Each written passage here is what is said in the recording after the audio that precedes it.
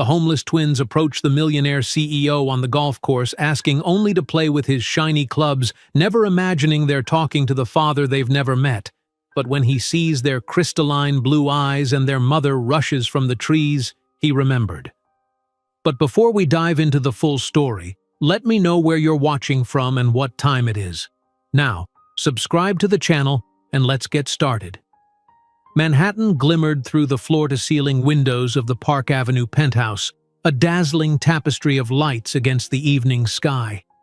Maya Rodriguez stood motionless by the window, her hands trembling as she stared at the positive pregnancy test, the second one she'd taken this week.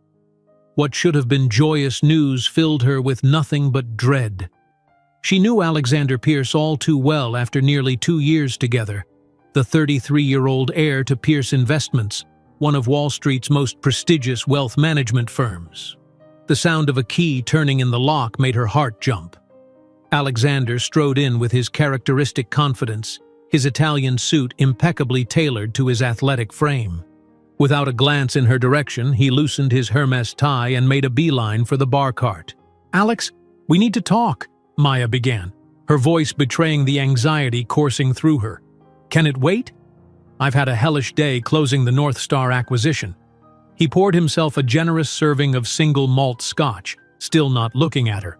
"No, it can't." Maya took a deep breath, steadying herself. "I'm pregnant." Alexander's hand froze mid-air, the crystal tumbler suspended between the bar and his lips. For several seconds, silence dominated the room, interrupted only by the distant sounds of traffic 50 floors below. When he finally turned to face her, his crystal blue eyes, once so enchanting to her, had turned to ice. "That's impossible. You said you were on the pill." His voice was dangerously calm. It happens. Doctors say no method is 100%. Don't give me that bullshit." He cut her off, slamming the glass down on the marble countertop. "How many times did we discuss this? My future at the company, the succession plan. You knew children weren't part of the equation." Maya felt as though she'd been slapped. "But it happened, Alex. I'm almost 10 weeks along." Alexander began pacing the living room, running his fingers through his perfectly trimmed chestnut hair. "My mother was right about you all along," he muttered, more to himself than to Maya. "What does your mother have to do with this?" He stopped, looking at her as if truly seeing her for the first time. "A Latina waitress from Queens would never be suitable for the Pierce family. Those were her exact words when we met, and like an idiot, I defended you." The words hit Maya like daggers. For 2 years, she had ignored the condescending looks from his family, the subtly racist comments at family gatherings, believing their love would overcome it all. "I'm about to be named CEO before I'm 35, Alexander continued, his voice cold and calculating. "Do you honestly think I can show up with a pregnant girlfriend who used to serve tables in the Lower East Side? What future did you imagine for us, Maya?" "I thought you loved me," she answered, silent tears streaming down her face. Alexander laughed, a sound devoid of any warmth. "Love? I grew up learning that people like us don't marry for love. Marriage is an alliance, a contract. Fun is what we had, and apparently, it's over." Rain began to fall outside, lashing against the windows as Alexander walked to his office, returning moments later with a checkbook. He filled one out with precise movements and tossed it onto the coffee table. "This should cover your expenses for the next few months and enough to take care of this situation." His eyes locked with hers coldly. "Get rid of it or get rid of me. My career is worth more than any family we could have." Maya looked at the check, feeling nauseated. "You're asking me to abort our children?" "Children?" Alexander blanched. "What are you talking about?" "The preliminary ultrasound showed 2 gestational sacs. They're twins, Alex." For a fleeting moment, something resembling emotion crossed his face, but it disappeared as quickly as it came. "That doesn't change anything. In fact, it only makes everything more complicated." Maya stared at him, searching for any sign of the man she thought she knew. "How can you be so cold?" These are your children. Stop saying that, he snapped. They're not children yet. They're a problem, and problems have solutions. He gestured to the check. That's your solution. The rain intensified, mirroring the storm raging inside Maya. She had come to America from Miami at 18, worked her way through community college waiting tables, and finally landed a hostess job at the upscale restaurant where she'd met Alexander 2 years ago. He had pursued her relentlessly, showering her with attention and gifts until she'd fallen for him completely. Now she saw it had all been an amusement, a temporary diversion. I won't do it, she said quietly but firmly. I won't end this pregnancy. Alexander's face hardened. Then we're done. I want you out of here tonight. Tonight? During a storm? Alex, be reasonable. I've been more than reasonable, he cut her off. I'm offering you financial support to fix this mess. If you choose not to, that's on you. He checked his watch impatiently. I have a dinner with investors in an hour. I expect you gone when I return.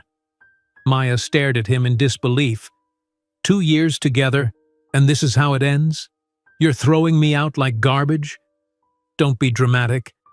He straightened his tie, already mentally checked out of the conversation. Take what you need. Leave your key on the counter. That night, Maya left the penthouse in the relentless downpour with only a suitcase of clothes and the uncashed check in her pocket. She had refused to accept his payment for ending her pregnancy. She returned to her old shared apartment in Queens, only to discover that her former roommate had rented her room to someone else, assuming Maya had permanently moved in with Alexander. I'm sorry, Maya, her old roommate said awkwardly at the door. If I'd known, but Vanessa's been here for 3 months now. I can't just kick her out. Standing in the hallway with her suitcase, rain dripping from her coat, Maya nodded numbly. It's okay. I understand. The following weeks spiraled into nightmare. New York rents were impossible for an unemployed pregnant woman. Maya slept on acquaintances' couches until their hospitality wore thin. She tried contacting Alexander multiple times, but her numbers were blocked, and the doorman at his building had strict orders not to allow her entry. At 4 months pregnant, Maya slept in a subway station for the first time, too ashamed to tell her family in Miami what had happened. The life growing inside her, 2 lives, became her only motivation to keep going. She found work as a cleaning assistant at a hospital in the Bronx, hiding her pregnancy under loose uniforms as long as possible. When her belly became impossible to conceal, she was unceremoniously let go. We have policies about disclosing relevant health information, her supervisor said, avoiding eye contact. We can't make exceptions. Maya began collecting bottles and cans in Central Park, sleeping in shelters when she could get a spot, or in the subway on the hardest nights. It was on a freezing January morning while gathering cans among the snow in Central Park that Maya had her epiphany. She watched an elegant woman crossing the park with a designer double stroller protected by a nanny and a driver. The woman was animatedly talking on her phone about stocks and investments. Maya caressed her enormous belly and made a promise to her unborn children. You don't need him. We'll prove he was wrong about everything. About me, about you, about what we're capable of. That afternoon, Maya went into premature labor in a public library bathroom. A horrified patron heard her cries and called for help. Paramedics rushed her to the nearest public hospital where Sophia and Samuel Pierce Rodriguez were born on January 15th, each weighing just over 4 pounds, with the same crystal blue eyes of the father who would never know them. As the nurses placed the tiny infants in the NICU incubators, Maya watched through exhausted tears. Their translucent skin, their miniature fingers, they were perfect despite everything, perfect despite him. They're fighters, the nurse told her kindly, just like their mother. Maya nodded, a fierce determination replacing her earlier despair. Yes, she whispered, we all are. While the twins, Sophia and Samuel Pierce Rodriguez, were born in a public hospital in Manhattan, Alexander was toasting his promotion to CEO at an exclusive cocktail party, completely unaware that his biological heirs had entered the world without his name or protection. The nurse's words echoed in Maya's mind as she gazed at her premature twins through the NICU glass. "Fighters," she whispered, pressing her palm against the cold surface that separated her from her children, just like their mother. 2 days after giving birth, Maya was discharged from the hospital, but Sophia and Samuel remained in the NICU, their tiny bodies connected to a web of tubes and monitors. Each morning she would arrive as soon as visiting hours began, her body still aching from childbirth, dark circles under her eyes from sleeping on subway benches between hospital visits. "Do you have somewhere to stay, Ms. Rodriguez?" asked a hospital social worker named Janet during her 3rd day of visits. The woman's kind eyes held no judgment, only concern. Maya considered lying, pride warring with desperation, but her children needed her to be practical, not proud. "No," she admitted finally. "I've been between places." Janet nodded, making notes in her file. "And the father?" "Not in the picture," Maya replied, her voice flat, "and he won't be." The social worker's experienced eyes took in Maya's situation, a single mother, homeless, with premature twins requiring extended hospital care. "There are resources available," she said. "Emergency housing for mothers with newborns, assistance programs, food stamps. It's not ideal, but it's a start." That afternoon, Janet helped Maya apply for temporary housing and emergency assistance. 3 days later, Maya received approval for a small room in a women's shelter in the Bronx. It was better than the subway, but the shared bathrooms, strict curfews, and constant noise made rest nearly impossible. "You have 90 days here," the shelter coordinator explained during orientation. "Use that time to find something permanent." When the twins were 4 weeks old, weighing just over 5 pounds each, they were finally released from the hospital. Maya brought them to the shelter, where a donated bassinet barely fit beside her narrow bed. That first night, as both babies cried simultaneously in the cramped room, the reality of her situation hit Maya with crushing force. She had 2 helpless infants depending solely on her, no home, no job, and winter gripping the city in its frozen fist. "We'll make it," she whispered, one baby on each shoulder as she paced the small room. "Somehow, we'll make it." The shelter's 90-day limit approached rapidly. Each morning, Maya would wake before dawn, strap the twins to her chest in a donated carrier, and visit apartment after apartment, only to be rejected when landlords realized her situation: unemployed, with newborn twins, and only temporary assistance vouchers. "Sorry, we need someone with stable income," they would say, or "babies, too noisy for this building." 2 weeks before her shelter stay expired, a social worker connected Maya with a subsidized housing program for families with children. The apartment in the South Bronx was tiny, with peeling paint, temperamental plumbing, and bars on the windows, but it was theirs.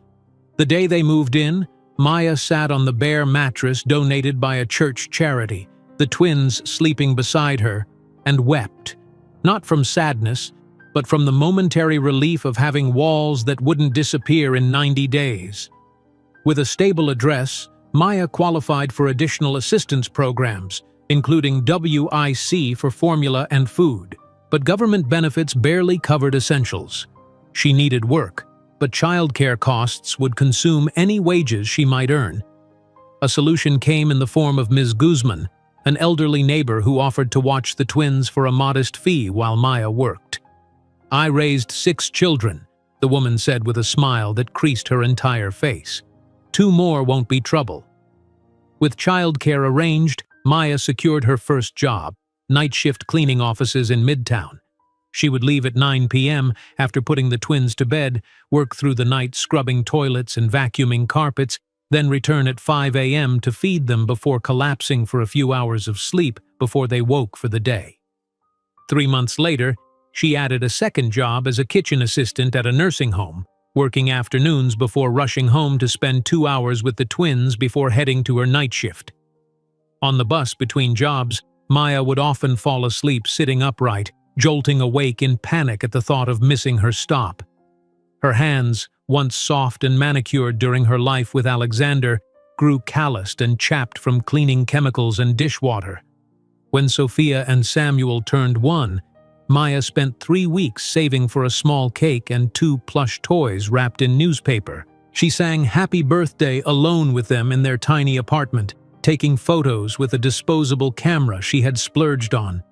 "Look at you both," she said, watching them smear cake on their faces, their blue eyes, so painfully like their father's, sparkling with delight. 1 year of proving him wrong. That night, unable to sleep despite bone-deep exhaustion, Maya found a notebook left behind by a previous tenant. On its blank pages, she began jotting down observations and ideas, products that would make life easier for working mothers, services that could be more efficiently designed, gaps in the market she noticed from her unique perspective. "People pay good money for convenience," she wrote, "and no one needs convenience more than a single working mother." By candlelight, to save on electricity, Maya sketched crude designs for collapsible high chairs, efficient meal preparation systems, and scheduling apps for childcare coordination.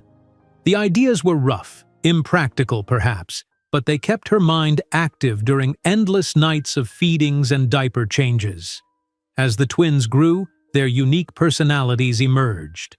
Sophia, serious and observant, could complete puzzles meant for children twice her age. Samuel, gentle and creative, would spend hours arranging blocks in patterns that showed remarkable spatial awareness. Maya would watch them, heart swelling with pride and determination. These children deserved every opportunity, the very opportunities Alexander had assumed they would never have. On the twins' 2nd birthday, Maya spotted a used computer at a pawn shop near the nursing home. For 3 months, she set aside a few dollars from each paycheck until she could afford it. The ancient desktop with its grinding fan became her window to possibility, allowing her to research business concepts during the scant hours between jobs and childcare. At night, after the twins were asleep, Maya would sit at the wobbly table beneath the kitchen's single light bulb, searching online courses about entrepreneurship, taking notes until her eyes burned with fatigue. She learned terms like market gap, value proposition, and minimum viable product, concepts that seemed a universe away from her daily struggle to keep the electricity on. The idea for her first real business venture came unexpectedly. A woman whose office Maya cleaned remarked on her thoroughness, "You're more detail-oriented than the professional service I hired for my home last month." Maya thought about this comment for days. Cleaning was something she knew, something she could do with excellence. And unlike her current employment, a private cleaning service would allow her to set her own hours around the twins' schedule. That weekend, she designed simple business cards on the public library computer. Rodriguez Cleaning Services, attention to detail you can trust. She printed 20 cards, spending money that should have gone toward next week's groceries. With the twins napping under Ms. Guzman's watchful eye, Maya walked through nearby neighborhoods, leaving cards at small businesses and introducing herself to shop owners. Most ignored her, but 3 requested her services for their storefront windows and floors. Her first client was a bakery owner who paid her $30 to clean his display cases. Maya completed the job with such care that he immediately hired her for weekly service and recommended her to the neighboring businesses. Within a month, Maya had 8 regular clients. She still kept her night cleaning job for security but was able to quit the nursing home position, giving her precious additional hours with the twins.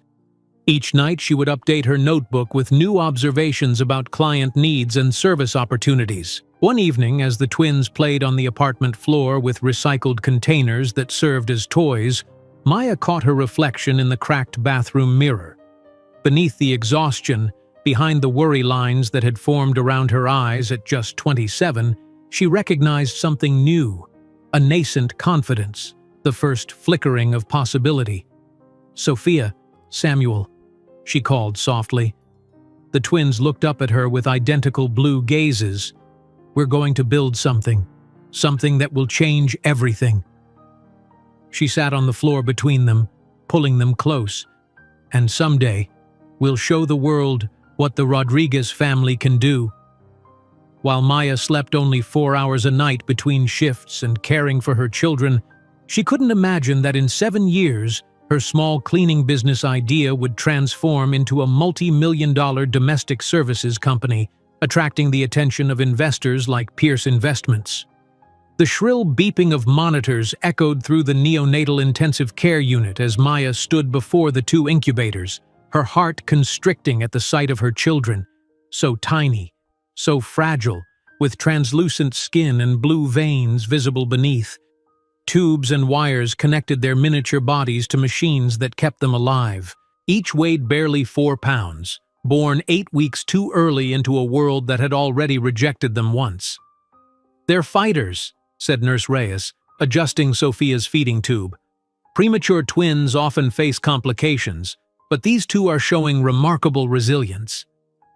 Maya pressed her palm against the clear plastic of Samuel's incubator. "Like their mother," she whispered, repeating the phrase that had become her mantra in the darkest moments. "Ms. Rodriguez?" A gentle voice interrupted her vigil. Maya turned to see a woman in her 40s with kind eyes and a clipboard. "I'm Janet Winters, hospital social worker. Do you have a moment to talk about next steps?" Maya nodded, casting one last glance at her twins before following Janet to a small consultation room. "I've reviewed your case," Janet began carefully. "You've listed no permanent address, no family support, and no partner involvement.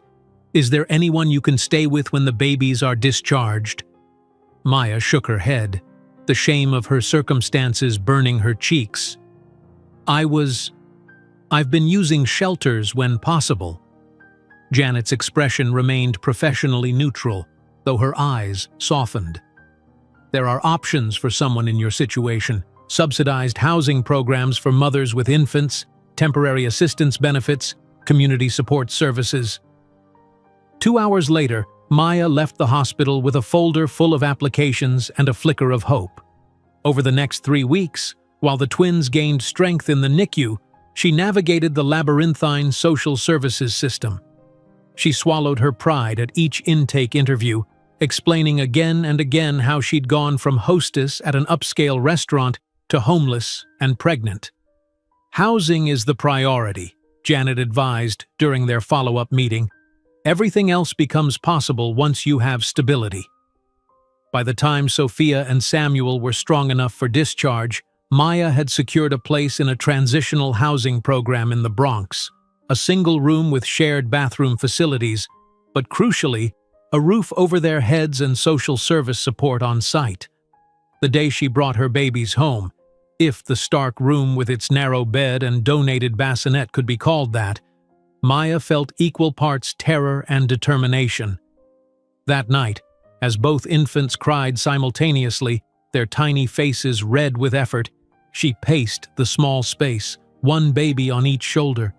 "We're going to be okay," she murmured, bouncing gently. "Mommy has a plan." The plan materialized slowly, painfully, over the following months. With Janet's help, Maya secured emergency assistance benefits, food stamps, and eventually placement in a subsidized apartment in a dilapidated building in the South Bronx. The walls had water stains, the windows rattled with every passing train, and the neighborhood made her double-check the locks nightly, but it was theirs. Finding work while caring for infant twins proved nearly impossible until Maya met Doña Elena, an elderly woman 3 doors down who offered to watch the babies for a modest fee while Maya worked.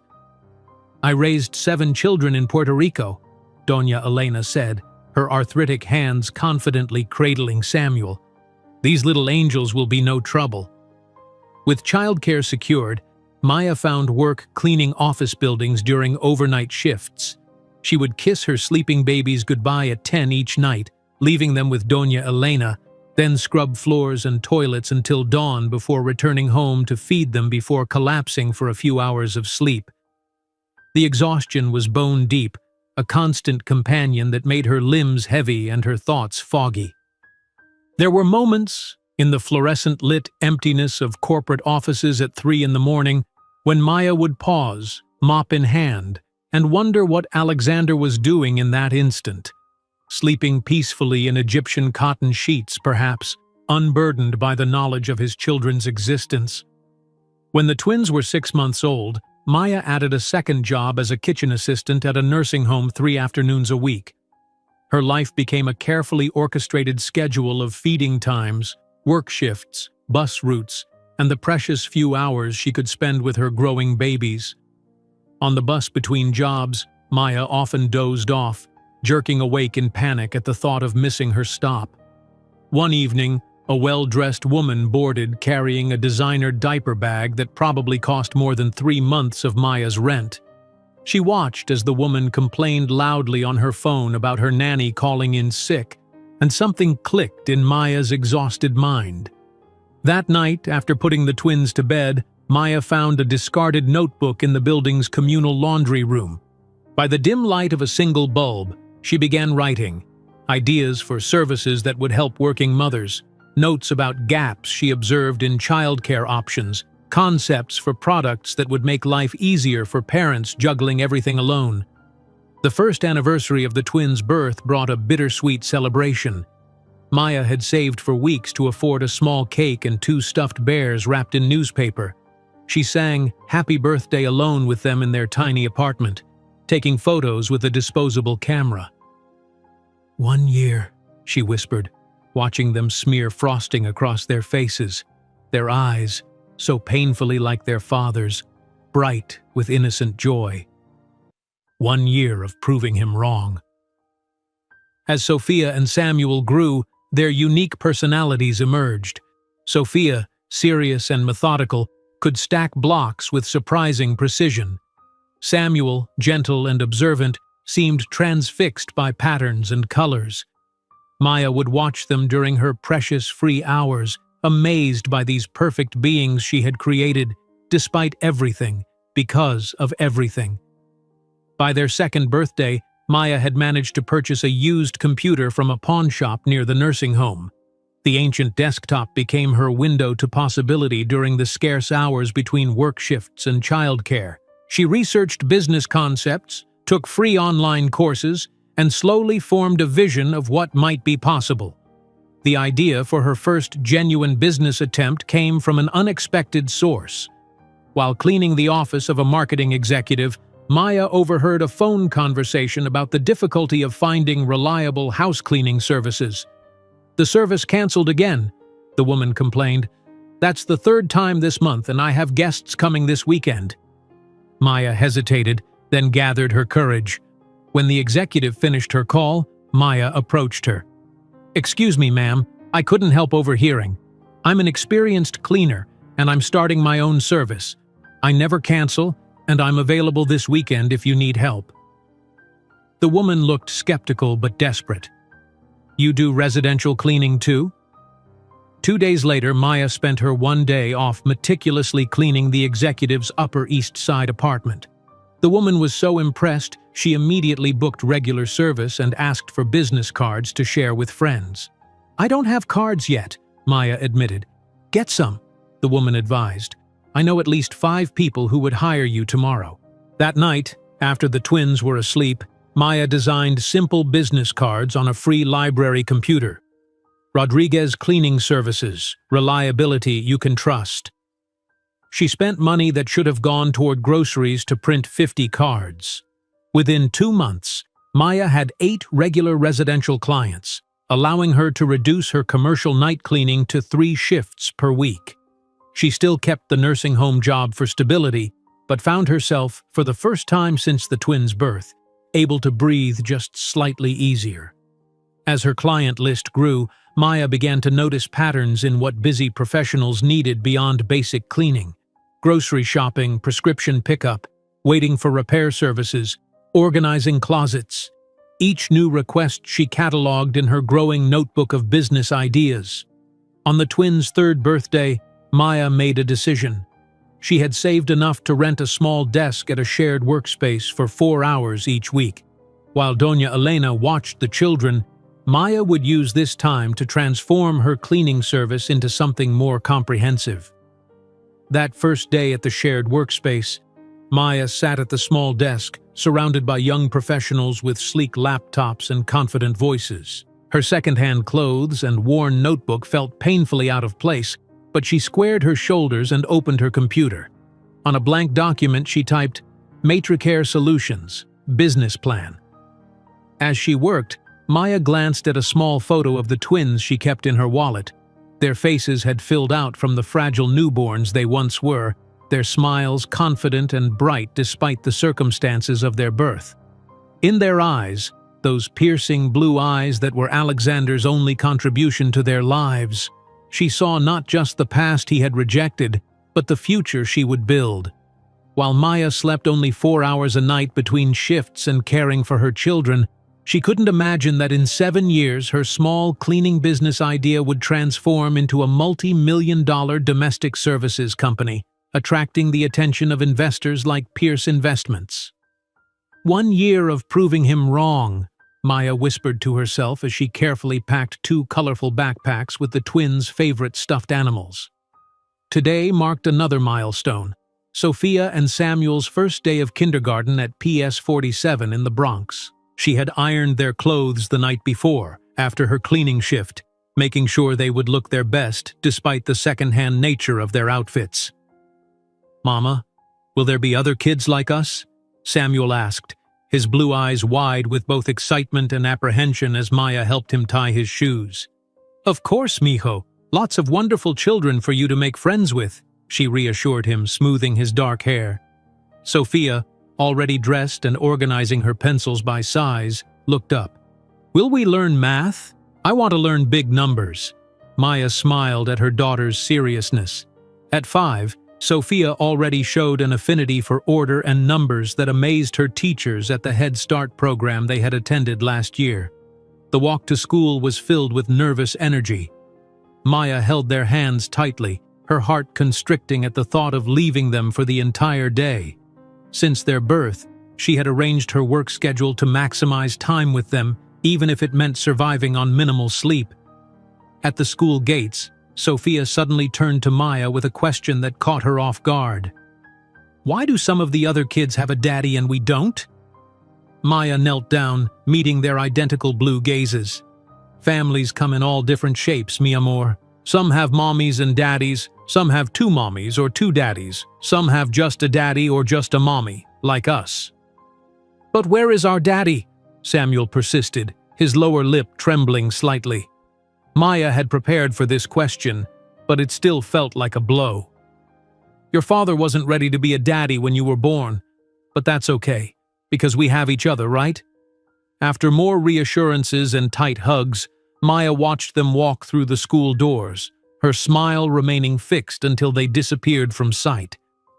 Only then did she allow herself a moment of grief for the family support they deserved, but would never have. With the twins in school for 6 hours daily, Maya finally had time to focus on expanding her cleaning business. She had built a solid reputation among her 15 residential clients, mostly professional women in Manhattan who valued her meticulous attention to detail and absolute reliability. One of these clients was Diane Wellington, a successful corporate attorney who lived in a luxurious Upper East Side apartment. Maya had been cleaning for her bi-weekly for nearly 8 months, always when Diane was at work.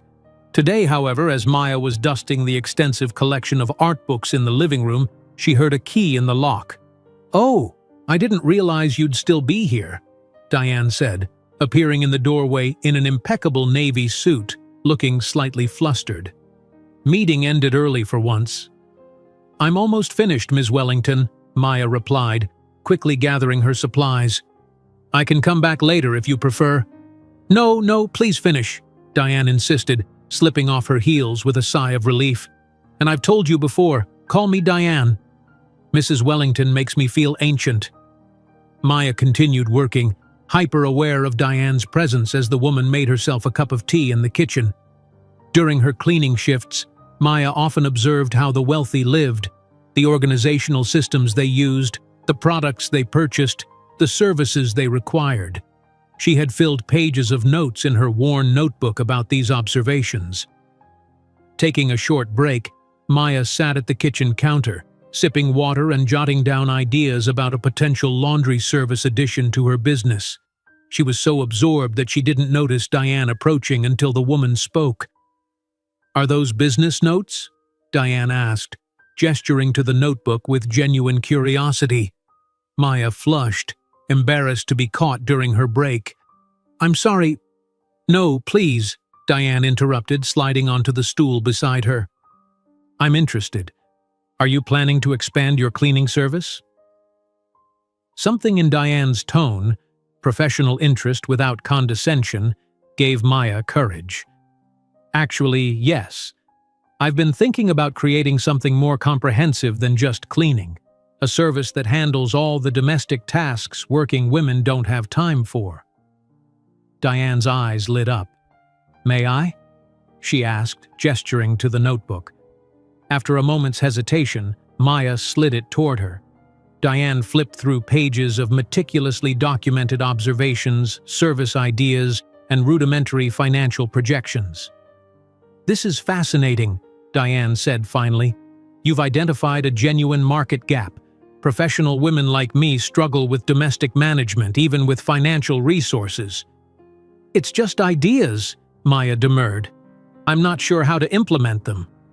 Diane studied her thoughtfully. "You know, I was a single mother too. My ex-husband left when Zoe was 2. She gestured to a photo of a teenage girl on the refrigerator. "I was already an associate at my firm, with family money and connections. Even with those advantages, it was incredibly difficult." Maya nodded, surprised by this personal revelation from her usually reserved client. "What you've done, raising twins alone while building a business from nothing, that takes extraordinary determination," Diane continued. "And these ideas?" She tapped the notebook. "There's real potential here." Over the next hour, as Maya finished cleaning, Diane asked questions about her vision, offering insights from her business law background. When Maya mentioned childcare challenges, Diane shared resources she'd used when Zoe was young. "You're not just selling cleaning," Diane observed as Maya prepared to leave. "You're selling time and peace of mind. That's worth far more to women like me." This conversation marked the beginning of an unexpected mentorship. In the following weeks, Maya would arrive early for her cleaning sessions when Diane worked from home, and they would spend 30 minutes discussing business strategy. With Diane's guidance, Maya began restructuring her service offering. She hired her first employee, Teresa, another single mother from her building, allowing Maya to take on more clients while focusing on business development. One evening, while the twins were doing homework at the kitchen table, Maya sketched logo ideas for her expanded business. "What about matricare?" suggested Sophia, peering over her mother's shoulder. "Matri means mother in Latin. We learned that in school." Maya looked at her daughter in surprise. "That's perfect. Matricare Solutions." With her small savings, Maya printed professional business cards and created simple brochures outlining her comprehensive home management services. Diane connected her with a friend who helped develop a basic website. Maya's first big break came when one of Diane's colleagues hired Matricare for a complete home organization project before a major house showing. The success led to 3 referrals, allowing Maya to hire 2 more employees. As the twins turned 6, Maya made a significant decision. She enrolled in a community center entrepreneurship course that met Tuesday evenings while Doña Elena watched the children. Sitting in that first class, surrounded by aspiring business owners from various backgrounds, Maya felt simultaneously out of place and exactly where she needed to be. When asked to introduce herself and her business concept, Maya hesitated only briefly before standing. "I'm Maya Rodriguez, founder of Matricare Solutions," she began, her voice gaining confidence with each word. "We provide comprehensive domestic management services to professional women who need more than just cleaning. They need someone to coordinate their entire home life." The instructor, impressed by her clear vision, asked about her background. High school education, Maya answered honestly, and a PhD in persistence from the School of Hard Knocks. The laughter that followed was warm, accepting. For the first time, Maya felt her lack of formal education might not be the barrier she had feared. As the course progressed, Maya applied each lesson directly to Matricare. She refined her business plan, created financial projections, and developed marketing strategies. Diane introduced her to a friend who was a retired accountant, who offered to help structure the financial aspects of the growing company. The morning before her final business plan presentation, Maya stood before her mirror in a thrift store blazer, practicing her pitch. "I am Maya Rodriguez, CEO of Matricare Solutions," she declared to her reflection, the words still feeling foreign on her tongue. That evening, after presenting her business plan to enthusiastic feedback, Maya returned home to find the twins waiting up, despite Doña Elena's best efforts to enforce bedtime. "Did you win, Mama?" Samuel asked sleepily. Maya smiled, gathering them into her arms. "It wasn't a competition, mijo, but yes, I think I did win." To celebrate securing her first corporate contract, cleaning and organizing a small law office twice weekly, Maya splurged on pizza and soda, turning their kitchen table into what she jokingly called their board meeting. As she watched Sophia carefully calculating how to divide the pizza equally and Samuel designing napkin decorations, Maya reflected on how far they had come from those desperate days in the shelter. The path ahead remained daunting, but for the first time, it felt truly possible. 5 years later, when the Matricare Solutions became a case study at Harvard Business School on innovation in services, few would know that the idea was born from the tattered notebook of a cleaning woman who carefully observed the world she cleaned. 5 years later, when Matricare Solutions became a case study at Harvard Business School on innovation in services, few knew that the idea was born from the tattered notebook of a cleaning woman who carefully observed the world she cleaned. Now, as Maya watched her twins celebrate their 7th birthday with a proper party, their first ever with classmates invited, she marveled at how different life had become. "Make a wish," Maya urged as Sophia and Samuel leaned toward their shared cake, adorned with 7 candles that flickered in the late afternoon light of their modest but comfortable Bronx apartment. The twins exchanged a conspiratorial glance before blowing out the flames together, prompting applause from the small gathering of children and their parents. 3 years had passed since that pivotal conversation with Diane Wellington, and Matricare Solutions now employed 15 people, primarily single mothers from Maya's neighborhood who understood the balancing act of parenting and survival. The company operated on a simple but revolutionary premise: not just cleaning, but comprehensive domestic management for busy professionals. "Rodriguez," Maya answered her phone professionally the following Monday morning, seated at the small desk she'd set up in the corner of their living room. She balanced the receiver between ear and shoulder while reviewing the week's schedule. "Ms. Rodriguez, this is Tanya from the Bronx Community Chronicle.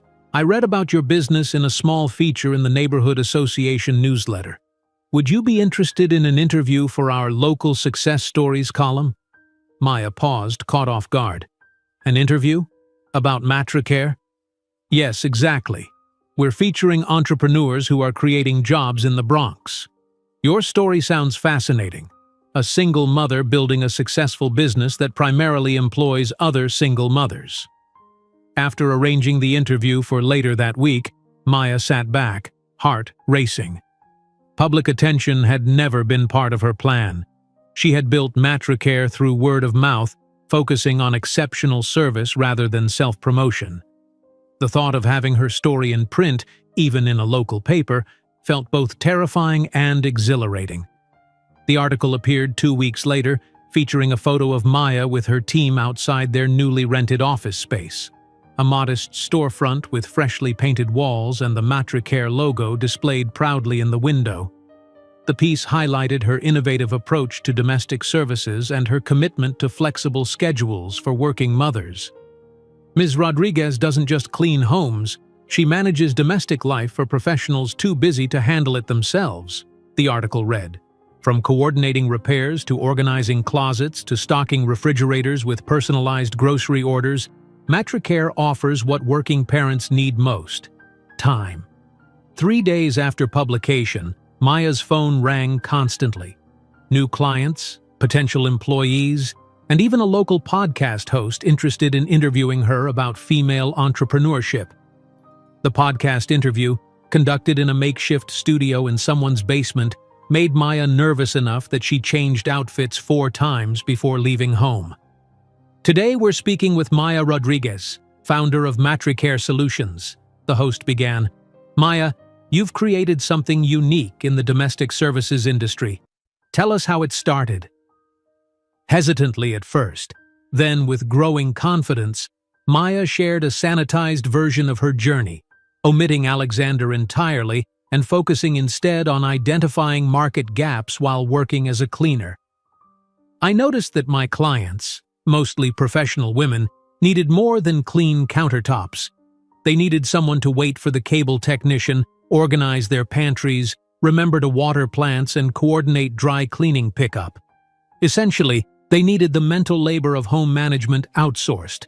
The podcast aired the following week, amplifying Maya's reach beyond the Bronx. Suddenly, inquiries came from Manhattan, Brooklyn, even New Jersey. Her phone buzzed with a text from Diane. Just heard you on Women Who Work. Brilliant. Call me. I have ideas. Over lunch at a cafe near Diane's office, a significant upgrade from their kitchen counter meetings, Diane mentioned the Female Founders Accelerator, a program specifically designed for businesses led by minority women. They provide seed funding, mentorship, and connections, Diane explained, sliding a brochure across the table. Applications are due next month. You should apply, Maya. Maya studied the materials, anxiety bubbling beneath her professional demeanor. The application asks for educational background.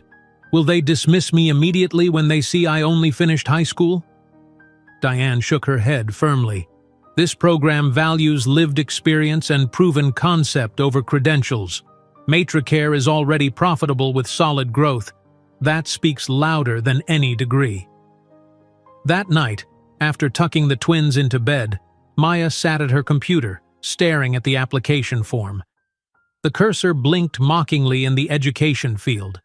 After a moment's hesitation, she typed, "Graduate of the School of Life, with specialization in perseverance and problem-solving." Over the next 2 weeks, Maya prepared obsessively for her presentation to the Accelerator Selection Committee. She practiced with Sophia and Samuel, who took turns playing important business people and asking challenging questions. "What if your competitors copy your ideas?" Sophia asked sternly, wearing Maya's reading glasses perched on her nose. "How will you use the money if you win?" Samuel added, holding a wooden spoon as a microphone. On presentation day, Maya arrived at the sleek downtown office building in her best outfit, a navy dress and blazer purchased specifically for the occasion. In the elevator, she studied her reflection, barely recognizing the confident woman staring back. Gone was the exhausted cleaning woman of 5 years ago, replaced by someone who looked like she belonged in these corporate halls. The waiting room held 7 other women entrepreneurs, all clutching portfolios and rehearsing pitches under their breath. Maya's confidence wavered as she overheard mentions of MBAs from prestigious universities and previous corporate careers. When her name was called, Maya entered the conference room where 5 evaluators waited. She connected her laptop to the projector, but as her carefully designed slides appeared, something felt wrong. These polished graphics and buzzwords didn't capture the heart of Matricare. "I prepared a formal presentation," Maya began, "but instead, I'd like to tell you why Matricare exists." Setting aside her notes, Maya spoke directly about the challenges working parents face, particularly single mothers. She shared anonymized stories of her employees, women who previously couldn't maintain traditional jobs due to childcare constraints, but thrived with Matricare's flexible scheduling. She explained how her service model was built from direct observation of client needs, not market research reports. "I understand this market because I've lived it," she concluded. Matricare isn't just a business to me, it's a solution to problems I've experienced personally and observed professionally for years." When she finished, the room remained silent for a moment before the lead evaluator spoke. "Ms. Rodriguez, your understanding of this market comes from a perspective no MBA program could provide. Thank you for your authenticity." 2 weeks later, Maya received the call. Matricare had been selected for the Accelerator program, which included a $75,000 investment. That evening, Maya hosted a small celebration dinner with Diane and the twins. As they toasted with sparkling grape juice, tears spilled down Maya's cheeks. "Why are you crying, Mama?" Samuel asked, concerned. "Aren't you happy?" "These are happy tears, mijo," she assured him, squeezing his hand. "Very happy tears." The investment enabled Maya to make crucial changes. She hired her first employee with formal business training, an operations manager with experience in service industries. She upgraded their scheduling software and purchased a proper company vehicle emblazoned with the Matricare logo. Most significantly, Maya signed a lease on a larger apartment in a safer neighborhood, with separate bedrooms for the twins. The day they moved in, Sophia and Samuel raced through the space, marveling at having rooms of their own for the first time.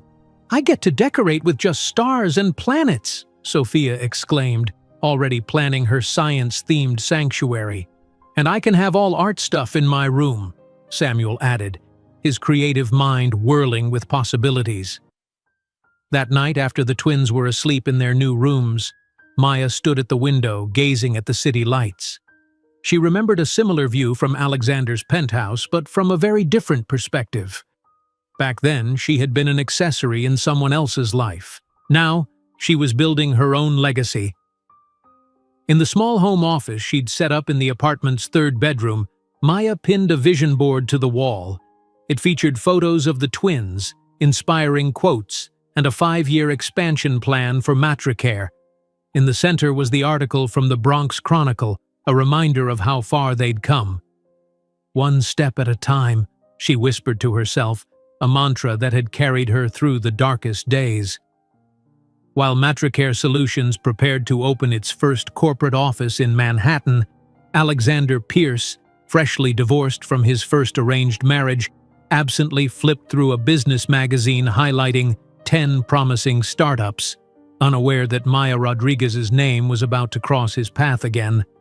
While Matricare Solutions prepared to open its first corporate office in Manhattan, Alexander Pierce, freshly divorced from his first arranged marriage, absently flipped through a business magazine highlighting 10 promising startups, unaware that Maya Rodriguez's name was about to cross his path again. 3 years later, Maya stood at the floor-to-ceiling windows of the Matricare Solutions headquarters in Lower Manhattan, watching the city bustle below. The modest office space on the 12th floor wasn't in the most prestigious building, but it had the one thing Maya had insisted upon: a view. After years of cleaning other people's corner offices, she'd promised herself that one day she would have her own window to the world. "Ms. Rodriguez, your 10 o'clock is here." Her assistant's voice pulled her from her thoughts.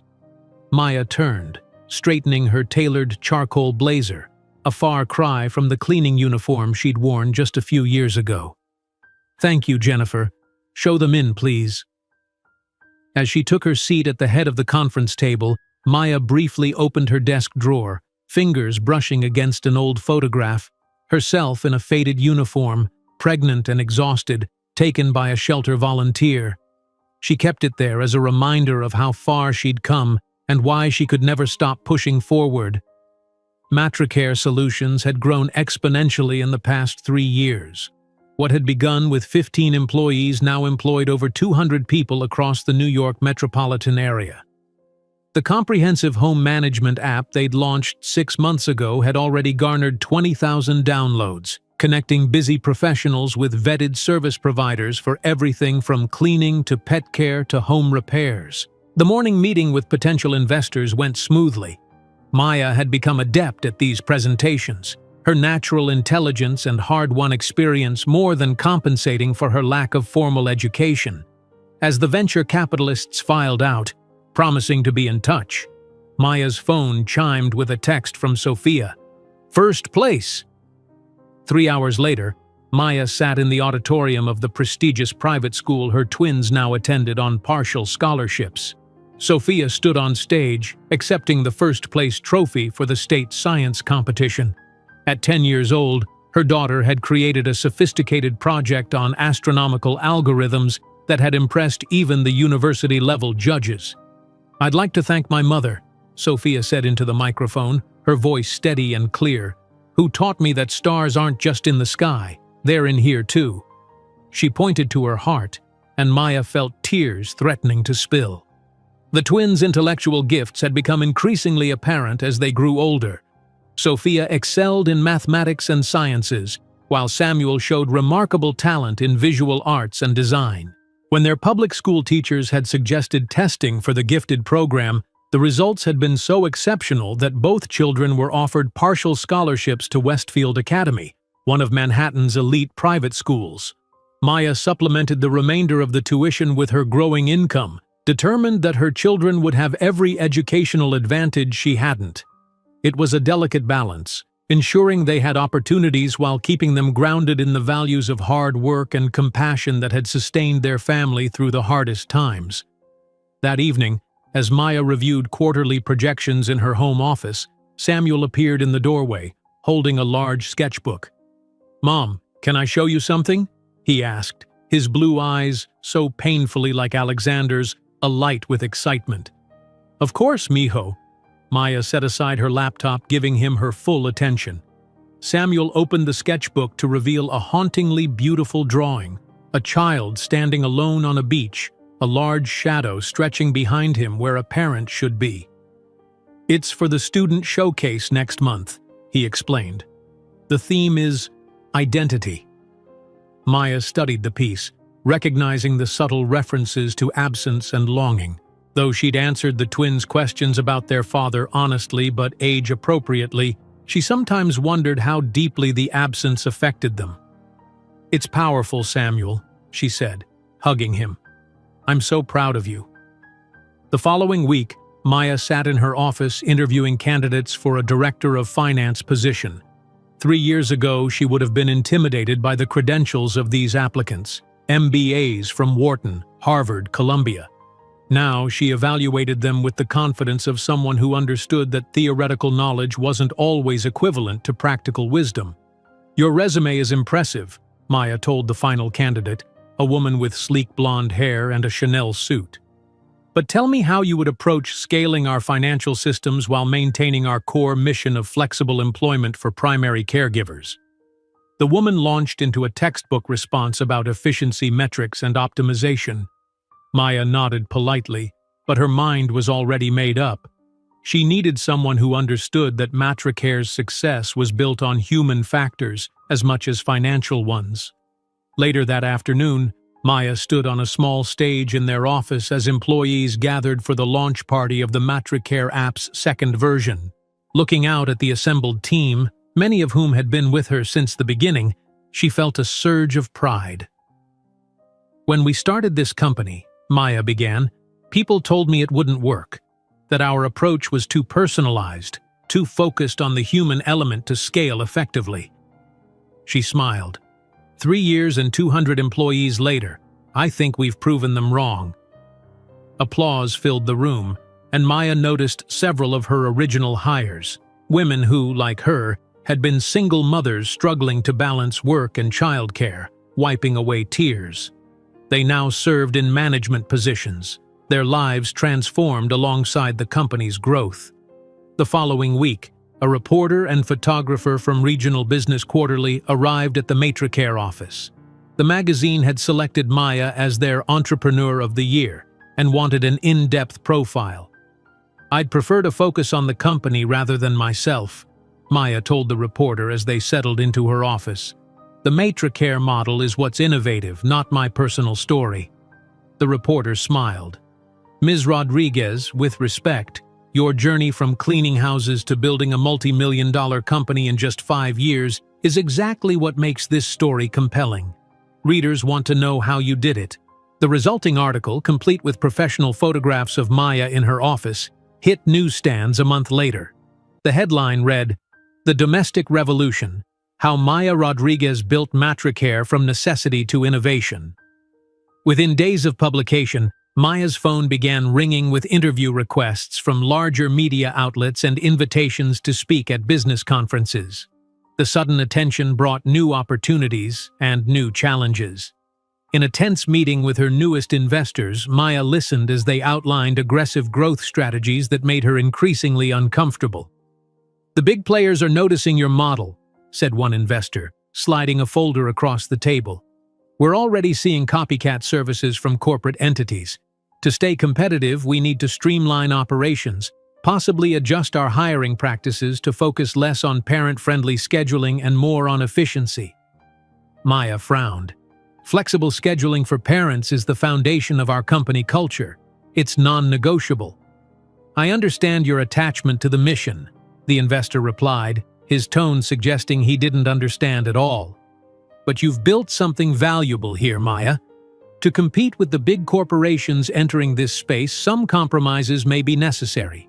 That evening, Maya sat with the twins at their dining table, helping with homework while her mind churned over the day's conversation. She had started Matricare precisely because traditional employment models failed parents like her. Abandoning that principle for faster growth felt like a betrayal. "Mom, are you okay?" Sophia asked, noticing her distraction. "Just thinking about work, sweetheart," Maya replied. "Sometimes growing a business means making difficult choices." "Is this about our father?" Samuel asked suddenly. Maya blinked in surprise. "What? Number? Why would you ask that?" Samuel shrugged, looking down at his notebook. "You had the same look you get when we ask about him." The twins had been asking more specific questions lately, not just why they didn't have a father, but who he was, what he was like, why exactly he had left. "Your father chose his career over family," Maya explained carefully. "And now I'm trying to build a company where people don't have to make that choice." Later that night, Maya met Diane for dinner at a midtown restaurant, a far cry from the days when Diane had been her cleaning client. Their relationship had evolved into friendship and business partnership, with Diane now serving on Matricare's advisory board. "They're pushing for faster expansion," Maya explained, describing the investor meeting. "Boston, Philadelphia, D.C., all within the next 18 months. "And you're hesitant," Diane observed. "I don't want to lose what makes us special," Maya admitted. "But staying small might mean getting crushed by bigger companies copying our model without our values." The next morning, Maya made a decision. In the conference room, she unrolled a large map of the Eastern Seaboard, gathering her executive team. "Boston, Philadelphia, D.C., she announced, marking each city with a pin. "These are our expansion targets for next year, but we do it our way, maintaining our core values while scaling our impact." That afternoon, Maya left work early to attend a special ceremony at Westfield Academy. As she signed the papers finalizing the twins' scholarships for the following year, the headmaster shook her hand warmly. "Ms. Rodriguez, Sophia and Samuel are extraordinary additions to our community. Their different strengths complement each other beautifully." That evening, Maya stood before the mirror in her bedroom, rehearsing her presentation for the upcoming Business Innovation Conference where she'd been invited as a featured speaker. "Who am I to advise executives with Harvard degrees?" she whispered to herself, a moment of doubt creeping in despite her success. The morning of the conference, as Maya carefully selected her outfit, a bold red suit that represented her new business persona, far removed from her cleaning uniform days, she couldn't know that Eleanor Pierce, matriarch of the Pierce Investments family, would be anxiously searching the audience for new talent to revitalize the financial empire that her son Alexander was slowly devaluing through questionable decisions. The morning of the conference, as Maya carefully selected her outfit, a bold red suit that represented her new business persona, far removed from her cleaning uniform days, she couldn't know that Eleanor Pierce, matriarch of the Pierce Investments family, would be anxiously searching the audience for new talent to revitalize the financial empire that her son Alexander was slowly devaluing through questionable decisions. Maya studied her reflection in the full-length mirror, barely recognizing the confident woman staring back at her. The red suit, her one true splurge after the accelerator funding, fit her perfectly, accentuating curves that years of physical labor had toned. Her once wild curls were now styled in a sleek, professional bob, with just a few strands of premature gray that she'd decided to keep as badges of honor. She applied a final touch of lipstick, the same bold red as her suit, a color she remembered Alexander once saying looked cheap on women. "Mom, you look like a superhero," Samuel exclaimed from the doorway, still in his pajamas despite the early hour. "A business superhero," Sophia corrected, already fully dressed for school in her Westfield uniform. "Are you nervous about your speech?" Maya smiled, bending to kiss their foreheads. "A little, but that's okay. Being nervous means you care about doing well." After dropping the twins at school, Maya arrived at the Metropolitan Business Innovation Conference 30 minutes early. The venue, a gleaming hotel in Midtown with crystal chandeliers and marble floors, was the kind of place she had once only entered as service staff. Now she checked in at the VIP speaker desk, where a young woman handed her a badge reading, "Maya Rodriguez, founder and CEO, Matricare Solutions."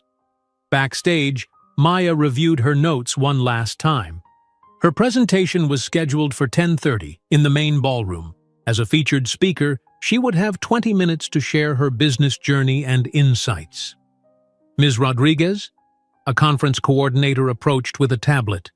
"We've had to make a slight adjustment to the schedule. You'll be speaking in the grand ballroom instead of the Madison Suite. Your audience has expanded considerably." Maya raised an eyebrow. "Expanded?" "Word has spread about your session. Several major investors and corporate executives requested to attend." At precisely 10:30, Maya walked onto the stage to face a room of over 300 business leaders, predominantly white men in expensive suits, with a scattering of women and people of color. Beneath the bright lights, she could make out only the first few rows, where attendees waited with expressions ranging from curiosity to skepticism. For a brief, terrifying moment, Maya felt like an imposter, the cleaning woman who had snuck into the executive meeting. Then she remembered the identical blue eyes of her children, waiting for her stories of the day's triumph. She straightened her shoulders and approached the podium. "Good morning," she began, her voice steady despite her racing heart. "My business journey began on my hands and knees, scrubbing someone else's toilet." A ripple of surprised murmurs passed through the audience. This was not the typical opening of a business presentation. "I'm not telling you this for sympathy or shock value," Maya continued. "I'm telling you because in that position, physically lower than anyone else in the room, I had a unique perspective on what was missing from the domestic services industry." For the next 18 minutes, Maya abandoned her polished slides in favor of authentic storytelling.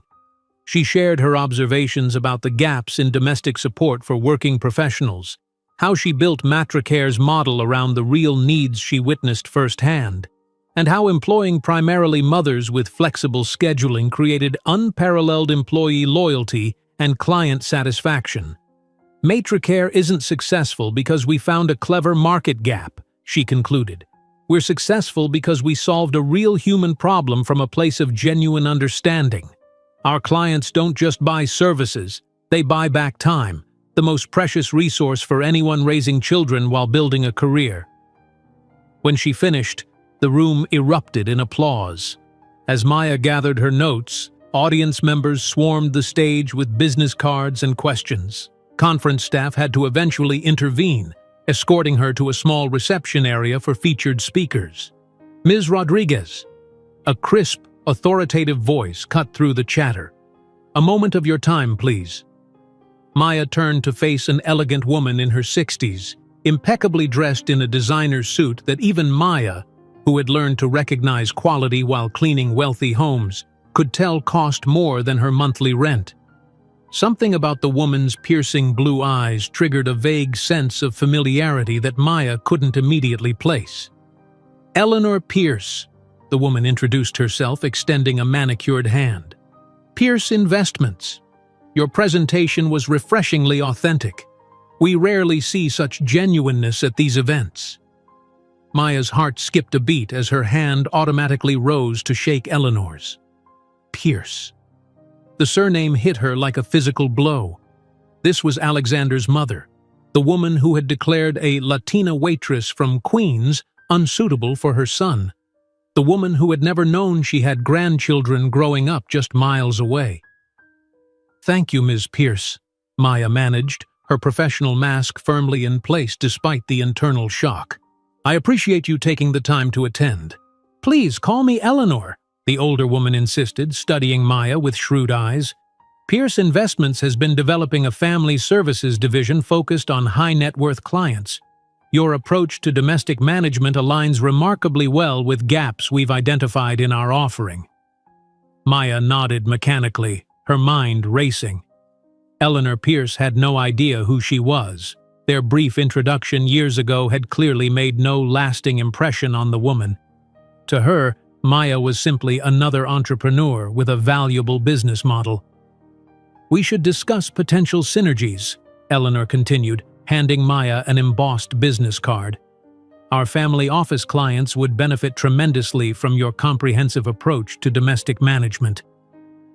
"I'd be happy to explore possibilities," Maya replied, her voice steady despite the surreal nature of the conversation. "Excellent. My assistant will contact yours to arrange a meeting next week at our offices." After Eleanor departed, Maya escaped to a quiet corner, her hands trembling slightly as she examined the elegant card. Pierce Investments, the family company Alexander had prioritized over her and their unborn children. The company whose future CEO couldn't risk being tied to a pregnant girlfriend who served tables. That evening, Maya sat at her computer until nearly midnight, researching Pierce Investments' current status. The company had expanded significantly over the past decade but had recently experienced setbacks, several questionable acquisitions, and a leadership approach that financial blogs described as increasingly erratic. Photos from recent corporate events showed Alexander, now 43 with touches of gray at his temples, looking more like his father. His smile in publicity shots never reached his eyes. According to business gossip columns, his marriage to Vanessa Whitmore Hayes, daughter of a banking dynasty, had ended after 3 years without children, amid rumors of his workaholism and emotional unavailability. Maya closed her laptop and walked to the twins' rooms. Both were sound asleep. Samuel's arm flung dramatically across his pillow, Sophia neatly tucked beneath her constellation-patterned comforter. Their faces in repose still showed hints of babyhood, despite their growing independence. In sleep, Sophia's serious expression softened, while Samuel's artistic sensitivity gave way to peaceful innocence. These beautiful, brilliant children had grown up without knowing their father, a man who had deemed them an inconvenience before they'd drawn their first breath. Now, by cosmic coincidence or the universe's dark sense of humor, their paths were crossing again. The next morning, Maya called Diane. "Pierce Investments wants to partner with Matricare," she explained, her voice tight. "Eleanor Pierce approached me personally." "That's huge," Diane replied. "They rarely partner with companies your size unless—" She paused. "Wait, Pierce, isn't that—" "Yes, Alexander's family company." Maya took a deep breath. "His mother has no idea who I am." A long silence followed. "Maya, this is complicated. Professionally, Pierce Investments could accelerate your growth tremendously. But personally, I know." Maya watched from her window as Sophia and Samuel boarded the school bus, their matching backpacks bouncing with each step. A partnership would inevitably bring us, into Alexander's orbit again. That evening, Maya sat with her management team, reviewing the potential partnership objectively. The business case was compelling. Pierce Investments could provide access to high-value clients, significant capital, and market expansion. It's not about revenge, Maya told herself later as she prepared the twins' lunches for the next day. It's about proving my worth in the very market he believed I could never enter. After 3 days of careful consideration, Maya drafted her response to Eleanor's invitation. She paused before pressing send, her cursor hovering over the button. This email would set in motion events that couldn't be undone, drawing her family back toward the man who had cast them aside a decade ago. With a decisive click, she sent the message. The following Monday, Maya stood before the imposing glass tower housing Pierce Investments. She had chosen her outfit meticulously, a structured black suit with subtle red accents, professional yet commanding. As the revolving doors whisked her into the marble lobby, she squared her shoulders and approached the security desk. "Maya Rodriguez for Eleanor Pierce," she stated calmly, presenting her identification.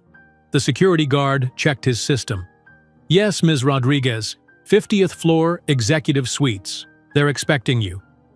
As the elevator ascended toward the meeting that would reconnect her past with her present, Maya couldn't know that Alexander had decided to participate personally in this last-minute meeting, eager to meet the entrepreneur his mother couldn't stop praising, completely unprepared for the ghost from his past about to re-enter his life. As the elevator ascended toward the 50th floor, Maya checked her reflection in the polished metal doors.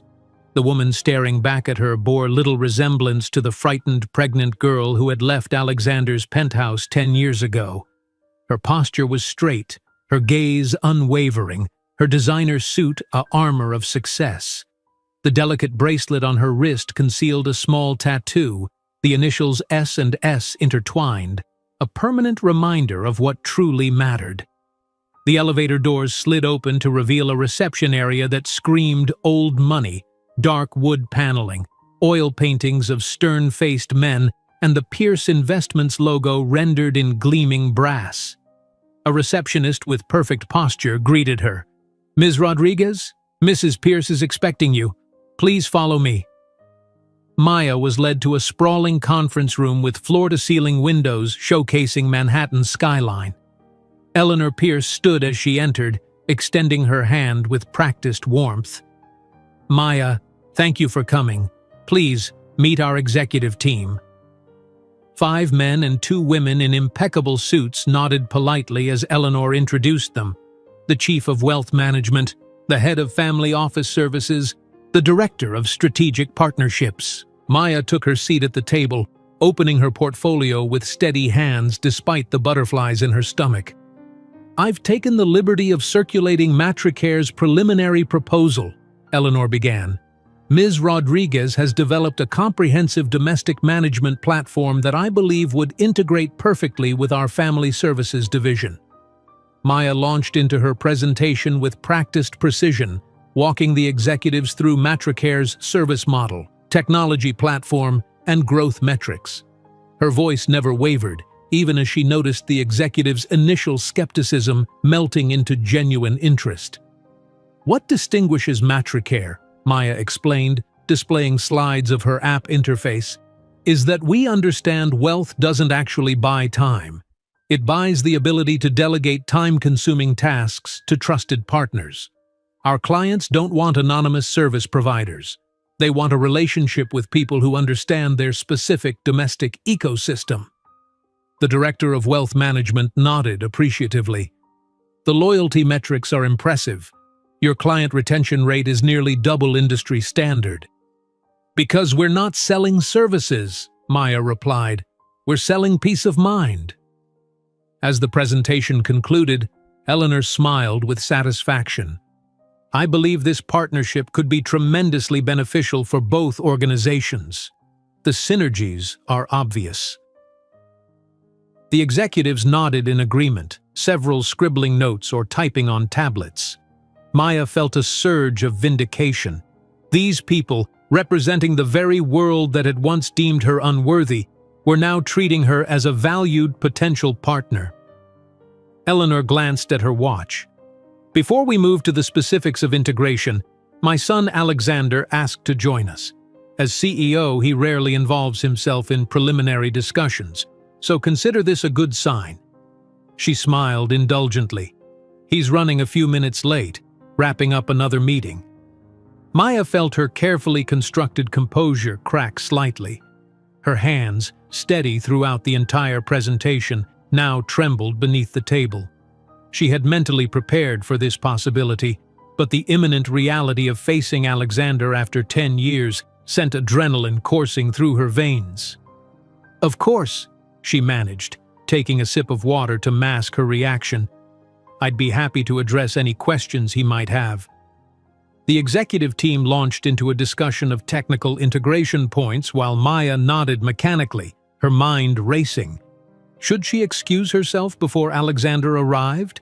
No, that would appear unprofessional and raise questions. This confrontation was inevitable. Better on her terms, in a room full of witnesses, with the power dynamic shifted decidedly in her favor.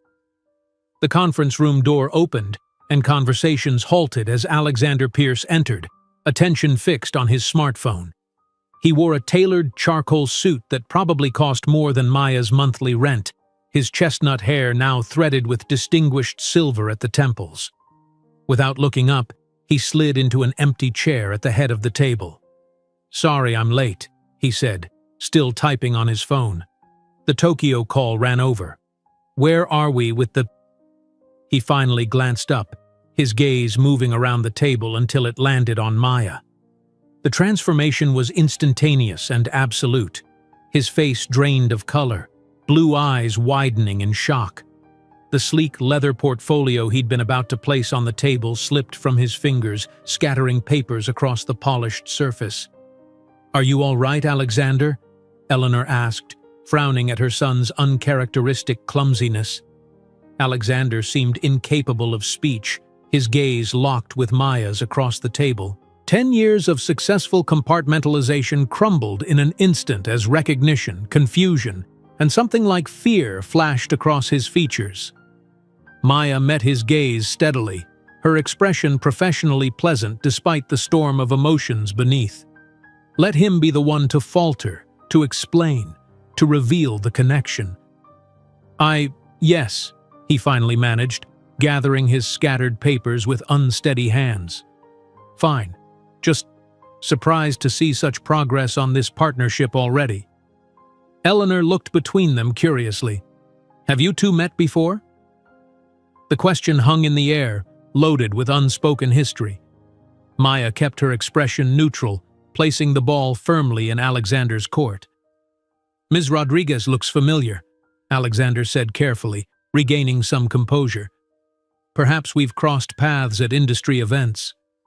Maya allowed herself a small, cold smile. "Perhaps." Eleanor, sensing undercurrents but misinterpreting their nature, pressed on.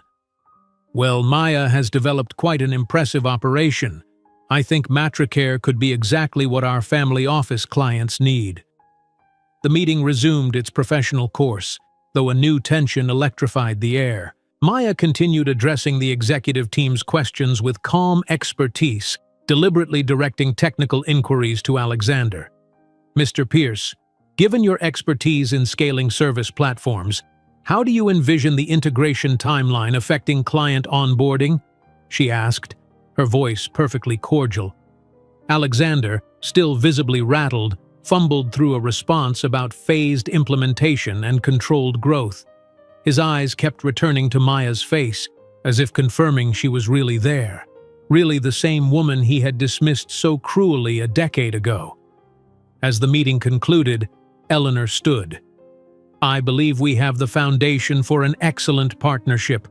Why don't we leave Maya and Alexander to discuss operational details while the rest of us move on to our next commitments?"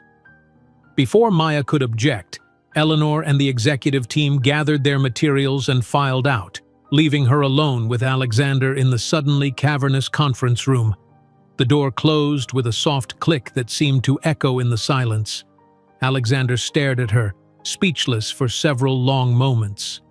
"Of all the investment firms in all the buildings in Manhattan," he finally said, his voice barely above a whisper, "how is this possible? Maya gathered her presentation materials with deliberate calm. The universe has a peculiar sense of humor, doesn't it? Maya, he began, then stopped, struggling for words. You look different. Success will do that, she replied evenly. Nice building, by the way. Very different from the subway station where I slept when I was pregnant with your children. Alexander flinched as if she'd struck him. I didn't know. What didn't you know, Alexander? That I'd be homeless? That I'd be fired from menial jobs once my pregnancy showed? That I'd collect bottles in Central Park to afford prenatal vitamins? Which part didn't you anticipate when you threw me out that night? He ran a hand through his hair, the same nervous gesture she remembered from a decade ago. I was different then, young, scared, selfish. And I wasn't scared? Maya interrupted, her voice razor-sharp despite its low volume. I was 25, abandoned, pregnant, and suddenly homeless. The difference is that I didn't have the luxury of being selfish. Alexander looked genuinely pained now. I've thought about you over the years, wondered what happened, but never enough to actually find out, Maya finished for him. She reached into her portfolio and removed a sleek brochure featuring Matricare's services. On the cover was a professionally shot photo of two young consultants examining a tablet, Sophia and Samuel, their blue eyes unmistakable. By the way, she said, sliding the brochure across the table, these young consultants in our promotional images, they're Sophia and Samuel, your biological children. Alexander stared at the image, his hands shaking as he picked up the brochure. The resemblance was undeniable. The same crystal blue eyes, the same shaped brows, the same determined set of the jaw. They're beautiful, he whispered, a complex emotion washing over his features. How are they? Are they healthy? Happy? They're exceptional, Maya said, a genuine note of pride breaking through her professional veneer. Brilliant, kind, resilient. Everything you predicted they couldn't be when you decided your career was more valuable than their existence. Alexander winced at his own words thrown back at him. Maya, I know I can never make up for what I did, but now that I know they exist, that they're here in New York, I want to help. Whatever they need, whatever you need. We don't need anything from you, Maya cut him off, standing to gather her materials. We've managed quite well for 10 years without your help. I'll have my team send over the partnership terms on Monday. The partnership? You still want to move forward with that? Alexander asked, surprised. Maya smiled coldly. Of course, it's just business after all. Isn't that what you taught me? That personal feelings should never interfere with smart financial decisions? She walked to the door, pausing with her hand on the handle. For what it's worth, your mother still has no idea who I am. I'll leave that conversation to you. While Maya left the imposing Pierce Investments building, she knew the true earthquake was still to come. For in 3 days, at the charity gala where both would be honored, Manhattan's financial world would witness the public confrontation she had meticulously planned for a decade. While Maya left the imposing Pierce Investments building, she knew the true earthquake was still to come. For in 3 days, at the charity gala where both would be honored, Manhattan's financial world would witness the public confrontation she had meticulously planned for a decade. The revelation of her identity had left Alexander visibly shaken, exactly as Maya had anticipated. Yet the satisfaction she'd expected to feel remained elusive, replaced by a complex tangle of emotions she hadn't prepared for. Back in her office, Maya closed the door and leaned against it, exhaling slowly as the adrenaline of the encounter began to subside. Her phone buzzed insistently, a series of text messages from Alexander. She glanced at the notifications without opening them. Please call me. We need to talk about the children. I had no idea. She silenced the phone and placed it face down on her desk. For the next 2 days, Alexander's attempts at contact became increasingly desperate. Emails arrived marked urgent and personal. Flower arrangements appeared at the Matricare office with handwritten notes. Maya instructed her assistant to donate the flowers to a nearby hospital and shred the notes unread.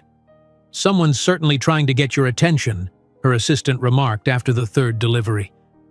"Just an old acquaintance who suddenly remembered I exist," Maya replied with deliberate casualness.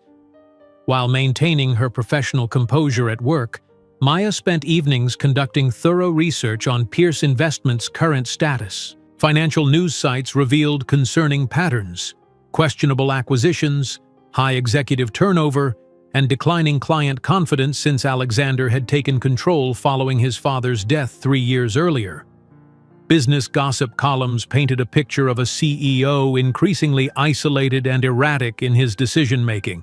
Maya also discovered articles about Alexander's failed marriage to Vanessa Whitmore Hayes, the society wedding that had made financial news 7 years ago, followed by a quiet divorce after just 3 years. No children had resulted from the union, with tabloids speculating about fertility issues. The irony wasn't lost on Maya. On Friday morning, Maya met with her legal team to finalize the partnership proposal for Pierce Investments. She had instructed them to draft terms heavily favoring Matricare, aggressive equity requirements, operational autonomy guarantees, and substantial investment commitments. "These terms are quite assertive," her chief counsel observed carefully. "Pierce Investments is unlikely to accept these without significant pushback." "Then they'll counter," Maya replied calmly. "But we're negotiating from a position of strength. Their family services division needs our expertise more than we need their capital."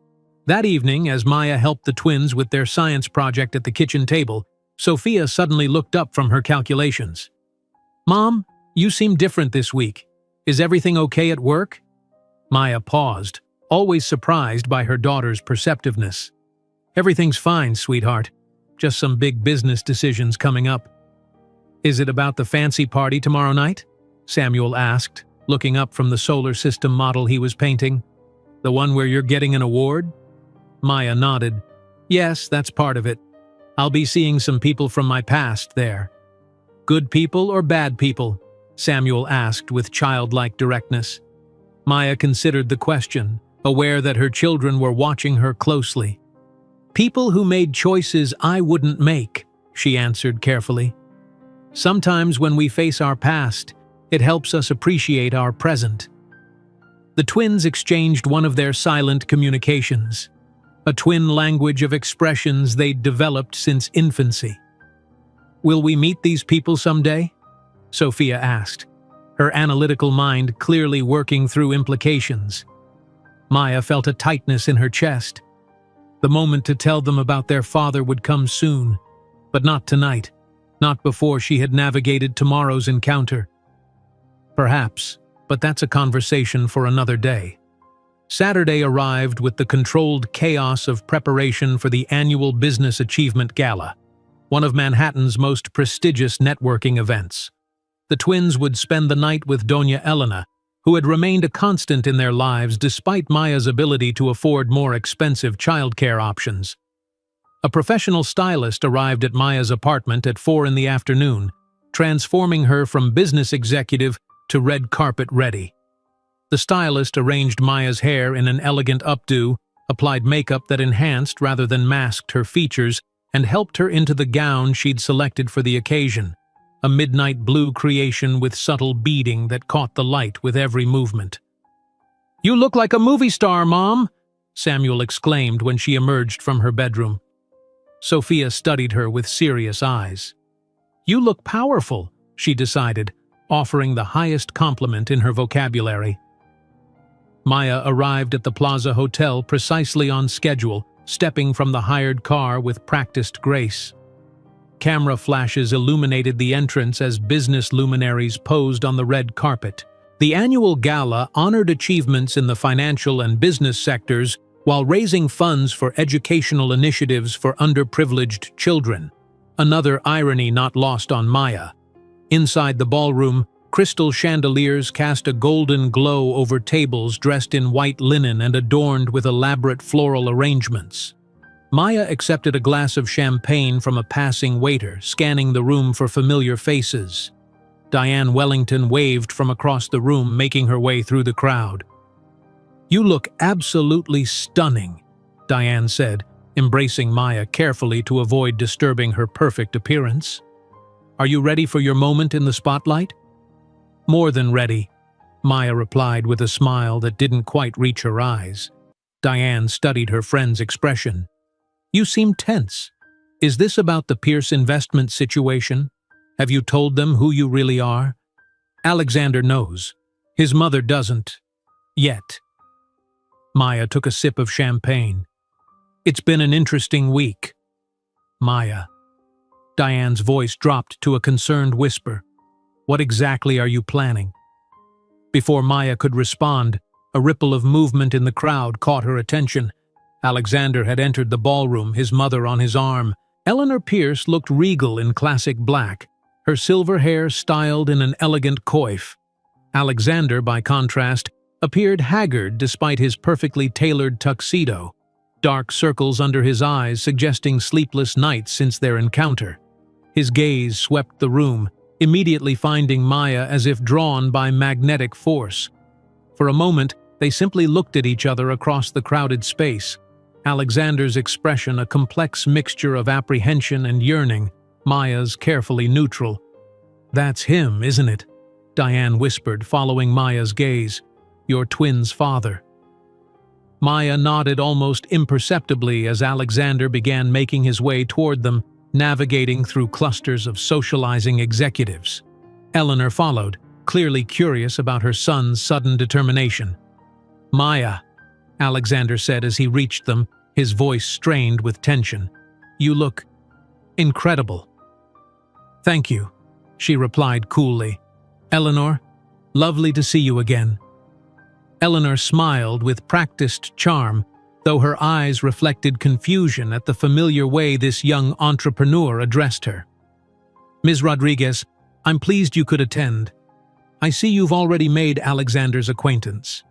"Oh, yes," Maya replied, her tone pleasant but eyes hard as diamonds. "Alexander and I are old friends, aren't we?" Alexander swallowed visibly. "Mother, could you excuse us for a moment? Ms. Rodriguez and I have some business matters to discuss." Eleanor's perfectly shaped eyebrows rose slightly. "At a gala? Surely business can wait until Monday." "It's rather urgent," Alexander insisted. As Eleanor reluctantly moved away to greet other guests, Alexander turned to Maya with naked desperation in his eyes. "Maya, please, we need to talk about the children." "They're not the children, Alexander," Maya corrected him sharply. "They're my children. They have names, Sophia and Samuel. They have lives, personalities, dreams that you know nothing about. I want to know them," he pleaded. "I want to help, to be part of their lives. The way you wanted to when you handed me a check and told me to get rid of the problem." Maya's voice remained low but cut like a blade. "Or when you said your career was worth more than any family we could have?" Alexander flinched as his own words returned to haunt him. "I was wrong. Terribly, unforgivably wrong. Not a day has gone by that I haven't regretted." "Save it for your speech," Maya interrupted as a chime announced dinner was about to be served. Throughout the elegant four-course meal, Maya maintained perfect composure, engaging brilliantly with finance executives seated at her table while acutely aware of Alexander watching her from across the room.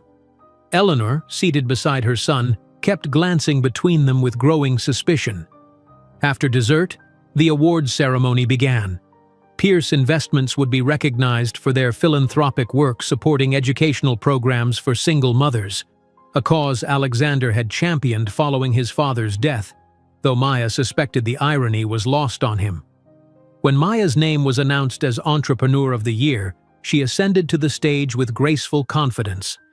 Under the spotlight, she surveyed the audience of Manhattan's elite, the very world Alexander had once declared would never accept her. "10 years ago," she began, her voice clear and strong, "a man told me I wasn't good enough for his world, that my children would be an obstacle to his career. Today, I stand on this stage while he sits in the audience." A hushed murmur rippled through the crowd.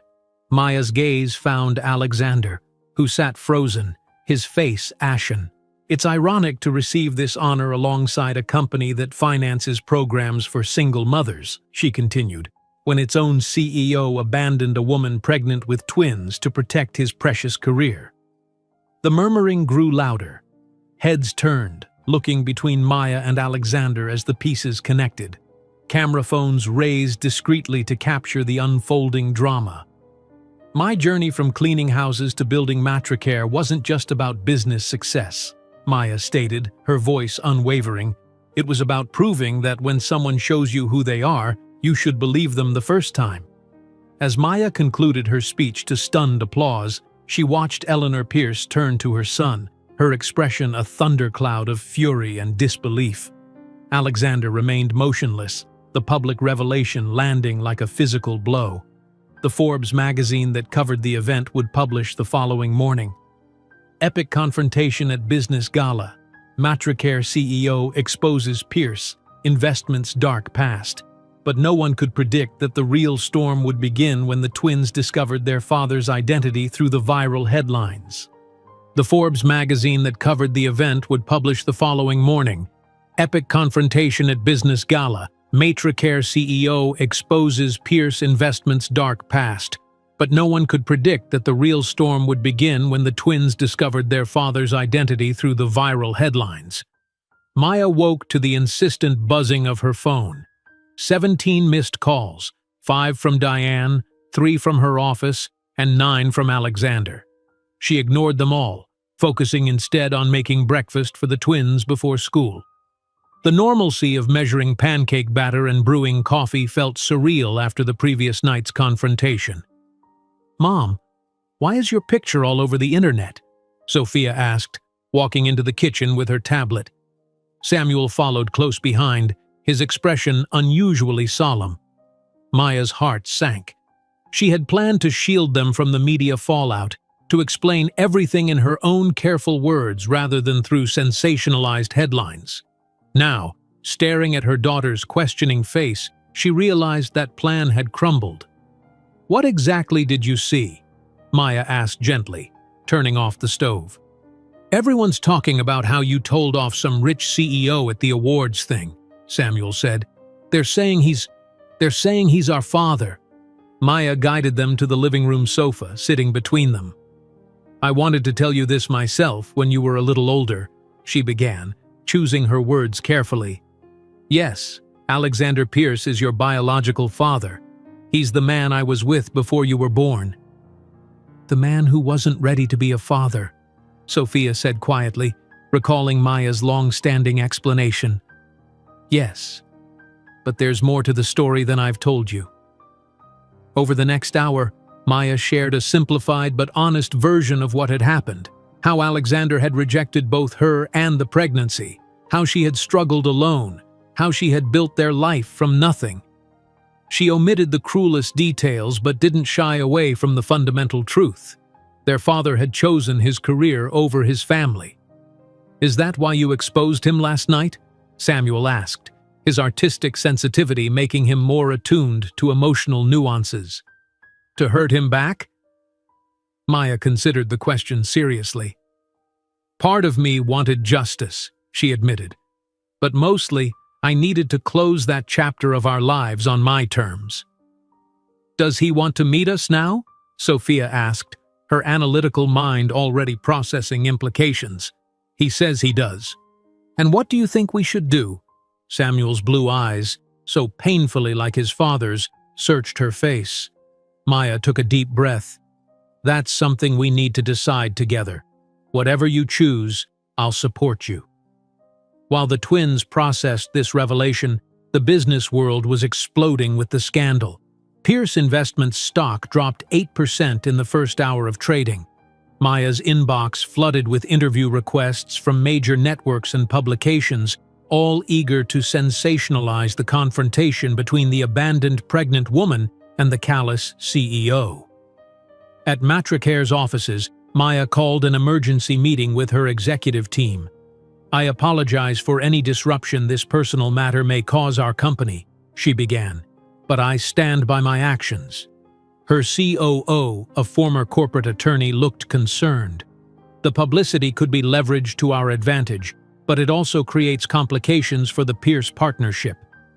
There will be no partnership, Maya stated firmly. I've instructed legal to withdraw our proposal. Meanwhile, across town, Alexander faced a hostile board of directors. The ornate conference room that had witnessed generations of Pierce financial triumphs now vibrated with barely contained fury. "How could you allow this to happen?" demanded Richard Thornfield, the longest-serving board member. "The stock is in freefall. Clients are calling with concerns about the company's ethical leadership. Not to mention the complete hypocrisy of our single mothers initiative," added another director. "Did you think this would never come to light?" Eleanor Pierce sat at the far end of the table, her face a mask of cold disappointment. Since the gala, she had barely spoken to her son. "I made a terrible mistake," Alexander admitted.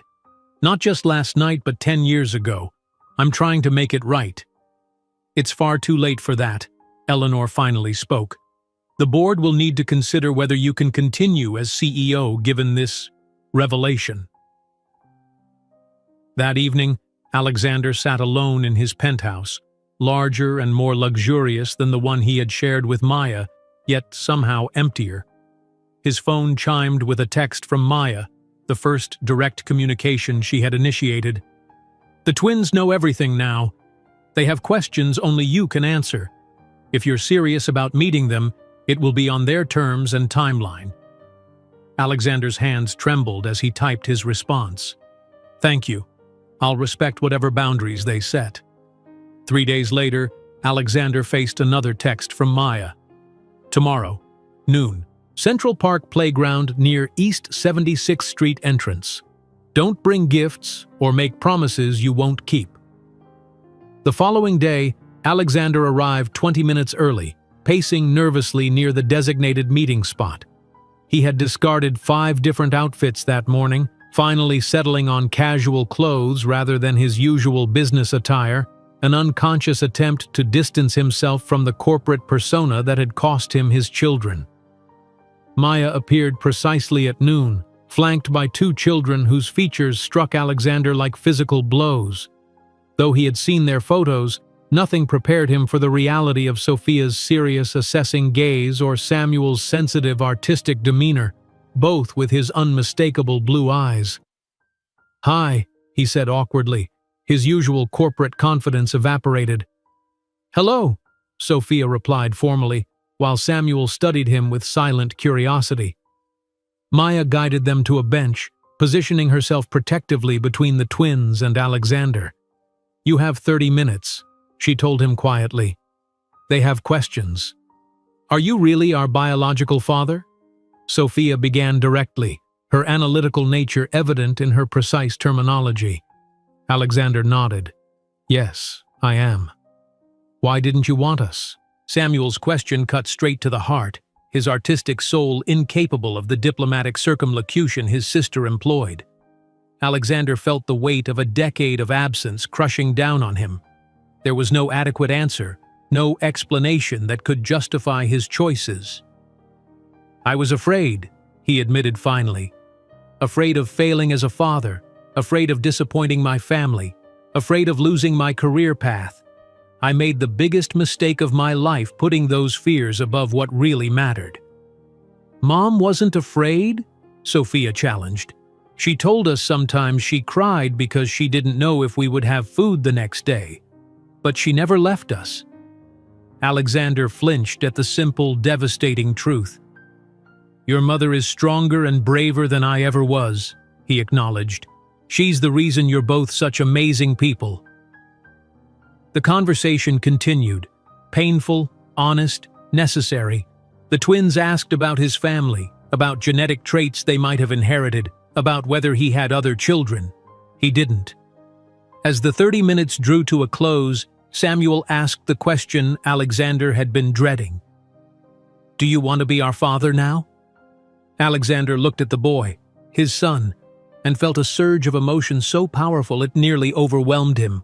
"I would like the chance to know you both," he said carefully.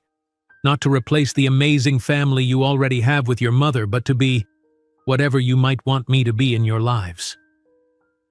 As they prepared to leave, Maya pulled Alexander aside. "This is just a beginning," she warned. "Don't think one conversation erases a decade of absence." "I know," he replied soberly, "but I'm grateful for even this much." The following week, Maya received the final partnership offer from Pierce Investments. The value tripled after the scandal, a desperate attempt to salvage their reputation through association with her success story. After careful consideration, she drafted a brief email declining the offer. Some partnerships carry emotional costs too high for any financial benefit. That same afternoon, Maya met Alexander at a quiet cafe, away from curious eyes and cameras. The meeting had none of the charged emotion of their earlier encounters, just two adults discussing their complicated situation with mature clarity. "I've been removed as CEO," Alexander revealed, surprising Maya. "The board voted yesterday. My mother abstained." "I'm sorry," Maya said, and was surprised to realize she meant it. "Don't be. It's forced me to reassess everything." He paused. "Maya, I know I have no right to ask anything of you, but please allow me the chance to know Sophia and Samuel. Not as their father, I haven't earned that title, but as someone who wants to support them." Maya studied him thoughtfully. For the first time, she saw not the arrogant executive who had dismissed her, but a man humbled by his mistakes.